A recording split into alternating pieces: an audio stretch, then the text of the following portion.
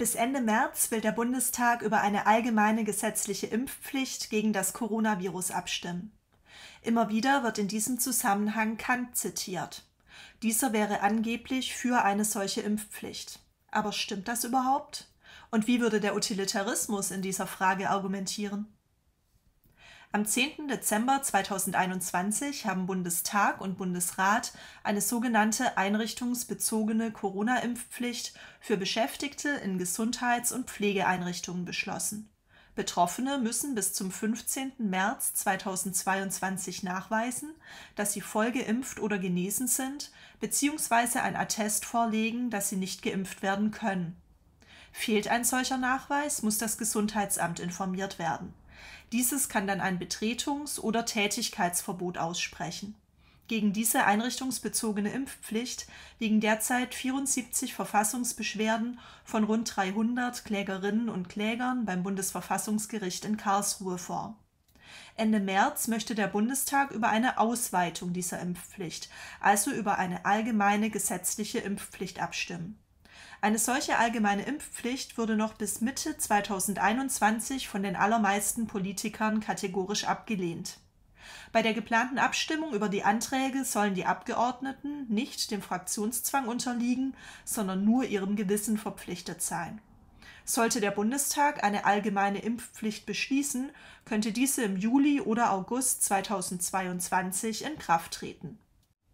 Die Bundesregierung und die Ministerpräsidentinnen und Präsidenten baten am 2. Dezember 2021 den Deutschen Ethikrat um eine Einschätzung zu den ethischen Aspekten einer allgemeinen gesetzlichen Impfpflicht.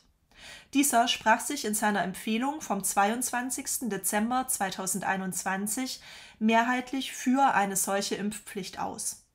In seinem gemeinsam mit der Ständigen Impfkommission und der Nationalen Akademie der Wissenschaften Leopoldina veröffentlichten Positionspapier vom November 2020 hatte er eine solche allgemeine Impfpflicht noch abgelehnt. Den Ausgangspunkt bildet die Selbstbestimmung, Autonomie jedes Einzelnen. Impfungen setzen prinzipiell eine aufgeklärte, freiwillige Zustimmung voraus. Eine undifferenzierte allgemeine Impfpflicht ist deshalb auszuschließen. Wenn überhaupt, ließe sich eine Impfpflicht nur durch schwerwiegende Gründe und für eine präzise definierte Personengruppe rechtfertigen. Dies beträfe insbesondere MitarbeiterInnen, die als potenzielle Multiplikatoren in ständigem Kontakt mit Angehörigen einer Hochrisikogruppe sind, wenn nur durch eine Impfung schwere Schäden von dieser Personengruppe abgewendet werden könnten. Der Deutsche Ethikrat zog in diesem Positionspapier also die inzwischen beschlossene einrichtungsbezogene Impfpflicht in Betracht, schloss aber eine allgemeine Impfpflicht aus. Im nächsten Clip schauen wir uns die aktuellen Argumente des Deutschen Ethikrates aus seiner Empfehlung vom Dezember 2021 genauer an. Heute betrachten wir das Thema Impfpflicht zunächst aus der Perspektive von Immanuel Kant und aus Sicht des Utilitarismus. Kants Ethik ist eine deontologische Ethik. Eine einzelne Handlung muss bestimmten moralischen Pflichten entsprechen. Im Zentrum von Kants Ethik steht die Autonomie des Menschen.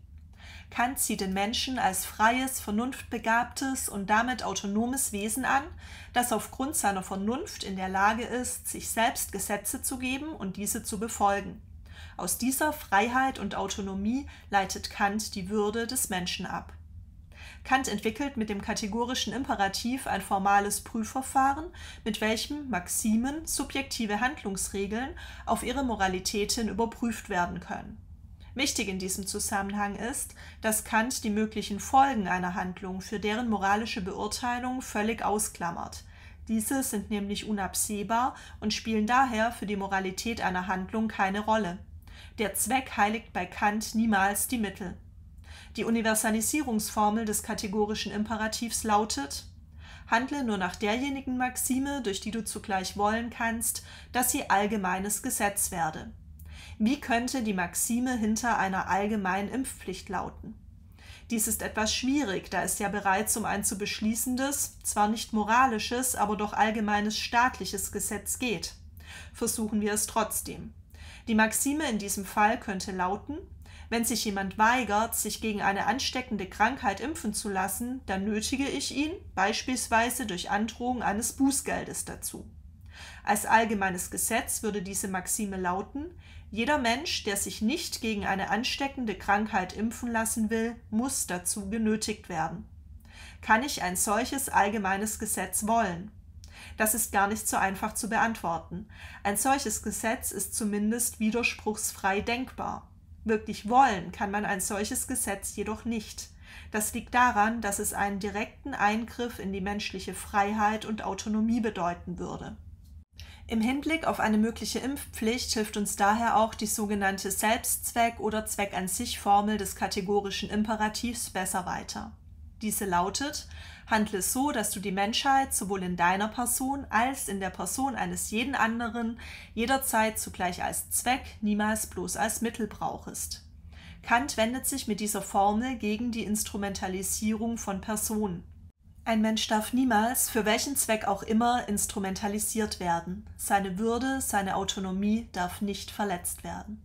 Andere dürfen laut Kant weder unser Leben noch unser Körper für ein Vorhaben benutzen, zu dem sie uns entweder gezwungen oder getäuscht haben, denn damit würden sie uns nicht als vernunftbegabte Wesen behandeln, sie würden uns als bloße Mittel und nicht als Selbstzweck benutzen.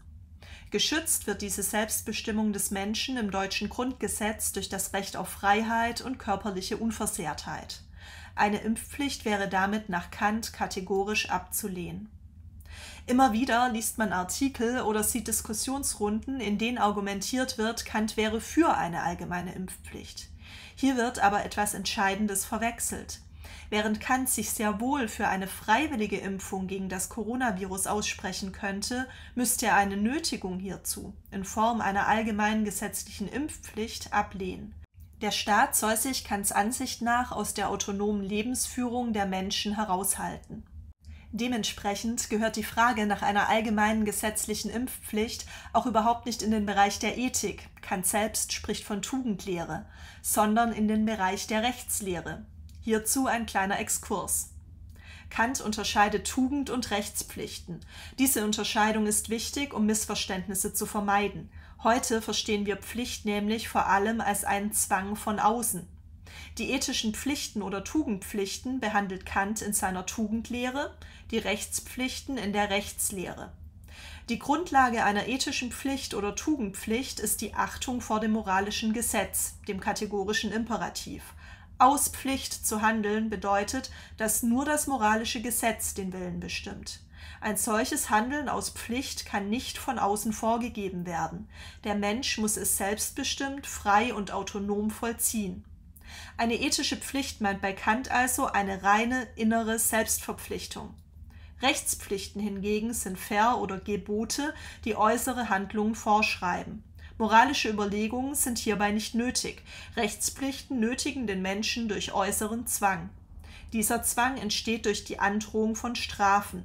Das Einhalten der Rechtspflichten kann somit aus rein pragmatischen Erwägungen heraus erfolgen. Will ich den juristischen Gesetzen zuwiderhandeln, so muss ich mich fragen, ob ich die Strafe dafür in Kauf nehmen will. Bei den Tugendpflichten oder ethischen Pflichten hingegen setze ich mir selbst autonom und frei Zwecke. Die Ethik richtet sich also auf die innere Freiheit, sich selbst Zwecke setzen zu können. Das Recht richtet sich auf die äußere Freiheit. Diese besteht laut Kant darin, unabhängig von der nötigenden Willkür anderer Menschen Beliebiges zu tun und zu lassen.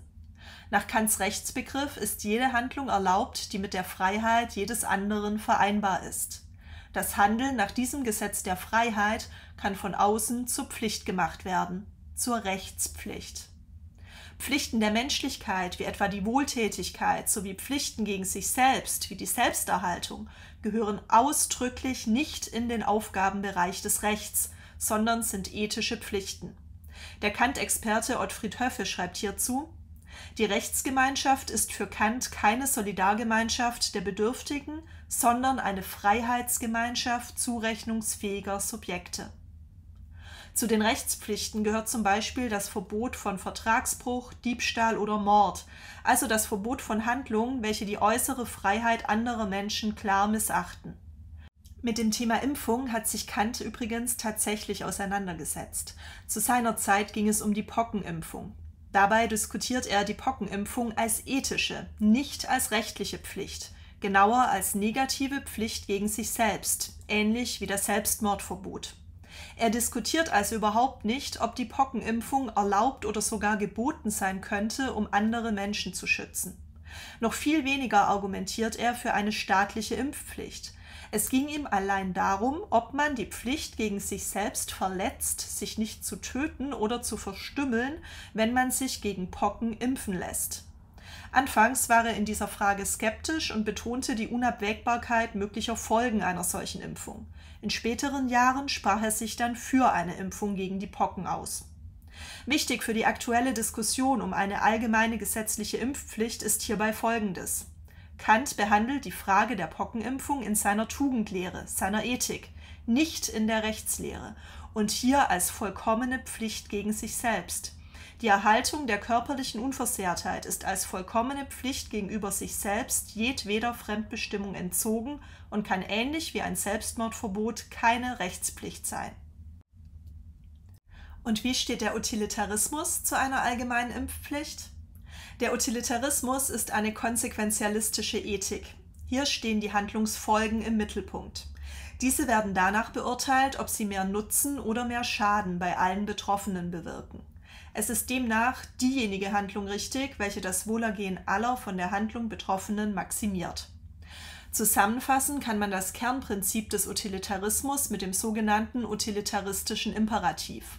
Handle so, dass die Folgen deiner Handlung bzw. Handlungsregel für das Wohlergehen aller optimal sind. Welche Folgen hätte eine allgemeine Impfpflicht? Bei dem Versuch einer Antwort stoßen wir auf ein Problem, das bereits Kant angesprochen hat. Die Folgen einer Handlung sind nicht sicher vorhersehbar und bestenfalls wahrscheinlich. Dieses Problem sehen wir momentan sehr deutlich an der Corona-Pandemie und der Wirksamkeit der aktuellen Impfstoffe. Während die Impfstoffe bei der Delta-Variante noch vergleichsweise gut vor Erkrankung, Ansteckung und einem schweren Verlauf schützten, tun sie dies bei der Omikron-Variante nicht mehr im selben Maße. Zudem ist der Krankheitsverlauf bei der Omikron-Variante milder. Und welche Virusvariante bei der tatsächlichen Einführung einer allgemeinen gesetzlichen Impfpflicht frühestens Ende Juli 2022 vorherrschen und wie gut die Impfstoffe hiergegen wirken werden, weiß derzeit keiner. Nehmen wir einmal den idealen Fall an. Die Impfung schützt in der Zukunft den Geimpften gut vor einer Erkrankung, einer weiteren Übertragung des Virus und einem schweren Krankheitsverlauf. In diesem Idealfall sähe die ethische Kosten-Nutzen-Rechnung wie folgt aus. Mögliche Schäden einer allgemeinen Impfpflicht wäre Leid bei den impfunwilligen Bürgern durch die Zahlung von Bußgeldern. Hinzu käme das Leid der durch Bußgeldandrohung zur Impfung genötigten Bürger, etwa durch ein schlechtes Gefühl oder mögliche Impfnebenwirkungen. Es könnte zu einer weiteren Spaltung der Gesellschaft in Geimpfte und Ungeimpfte kommen. Außerdem wären Schwierigkeiten bei der Umsetzung der Impfpflicht wahrscheinlich. Und der Nutzen? Der Nutzen für die durch eine Impfpflicht Geimpften wäre Gesundheit bzw. ein milderer Verlauf der Erkrankung. Die Krankenhäuser könnten so entlastet werden. Außerdem würde sich durch eine höhere Impfquote insgesamt weniger, auch freiwillig geimpfte Menschen anstecken. Es wären nicht mehr so starke Einschränkungen zur Eindämmung der Pandemie nötig und alle Menschen könnten wieder ein normales Leben in Freiheit führen. Diese Kosten-Nutzen-Rechnung spricht ganz eindeutig für eine allgemeine Impfpflicht. Sie ist aber nur dann richtig, wenn die Impfung gegen das Ende Juli 2022 vorherrschende Virus in ausreichendem Maße wirkt. Dementsprechend relativierte die Ethikratsvorsitzende Alena Büchs bereits im Januar 2022 die Empfehlung des Ethikrates vom Dezember.